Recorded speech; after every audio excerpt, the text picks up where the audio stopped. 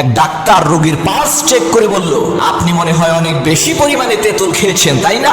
ডাক্তারের এই কথা শুনে রোগী অবাক হয়ে বলল, ডাক্তার সাহেব, আমি যে তেঁতুল খেয়েছি আপনি এই কথা জানলেন কি করে? ডাক্তারের সাথে এক চামচা থাকতো ডাক্তারের ব্যাগ নেওয়ার জন্য। সে রোগীর বাসা থেকে ফেরার পথে ডাক্তারকে জিজ্ঞেস করলো, স্যার, রোগী তেঁতুল খেয়েছে এই কথা আপনি জানলেন কি করে? তখন ডাক্তার বলল, আরে বোকা, আমি দেখলাম রোগীর খাটের নিচে অনেকগুলো তেঁতুলের খোসা পড়ে আছে, তাই অনুমান করে বলেছি সত্য হয়ে গেছে। ডাক্তারের কথা শুনে তার চামচা বলল, হায় রে আমার কপাল, ডাক্তারি করা বুঝি এত সোজা? তা তো আমি আগে জানতাম না। কয়েকদিন পর ডাক্তারের অনুপস্থিতিতে সেই চামচা চলে গেল এক হাঁপানি রোগীর বাড়িতে চিকিৎসা করার জন্য। সে দেখলো রোগীর খাটের নিচে ছেঁড়া জুতা পড়ে আছে। সে রোগীর হাতের পালস চেক করে বলল, আপনি বোধহয় অনেক বেশি পরিমাণে ছেঁড়া জুতা খেয়েছেন, তাই না? চামচার এই কথা শুনে রোগীর আত্মীয় স্বজনেরা সেই চামচাকে দিল এক থাপ্পড়।